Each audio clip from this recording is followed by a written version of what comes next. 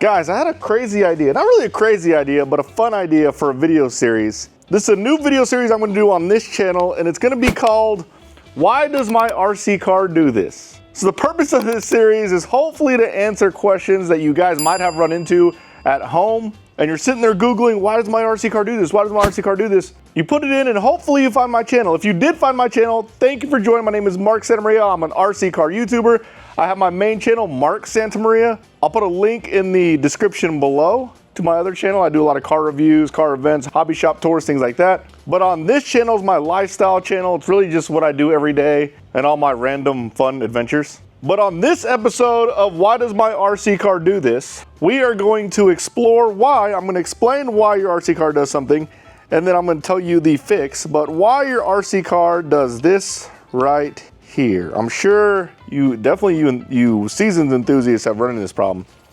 Look at that. The old servo jitters. This one's really bad. This is my TRX4. This has the Traxxas 400 servo. You can stop it and it's fine, but as soon as you shake it, it continues to shake. I see this on a lot of race vehicles. I started seeing this when I ran Futaba servos. You can kind of see this on Protec servos also. Pretty much all servo will have this problem. And what's actually happening is the gears inside your servo are a little worn and there's a little bit of play. And since there's a little bit of play, your servo is trying to correct, and essentially when it tries to keep going to center, it's bouncing back and forth trying to find center. And that's because your gears have too much play inside your servo. The first question most people ask is, can you run it this way? You can run it this way. I actually ran it like that all the time when I ran Futaba servos back in the day. Those jitters would happen in my servo pretty early on buying them. Once the car is on the ground, it's not a problem. It's when it starts to move and it starts to try to center.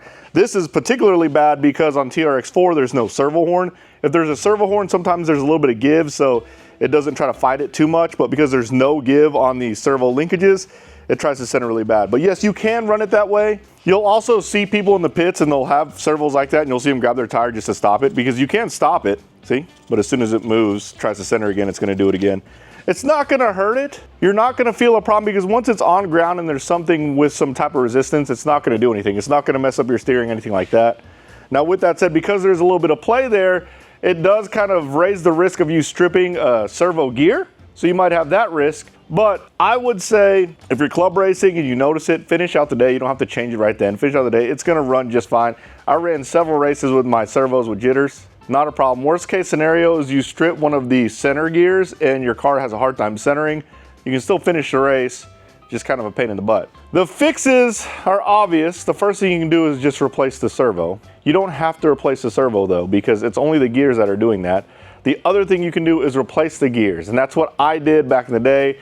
Even when I ran Protec servos, if I had a Protec servo that had jitters, I would just change the gears. And if you go through my pit box, you can see I have a bunch of gear sets. It just is what it is. So the cheapest way to fix it is change the gears. The other way to fix it is to get a new one. For you race guys, if it starts to have jitters, again, finish your race out, replace the gears, or if you're at the end of the season, just go and replace the servo and use that as a backup. It's still perfectly fine. For me, this one's really bad. I'm actually gonna just keep it how it is because again, once I have it on the ground, it's perfectly fine.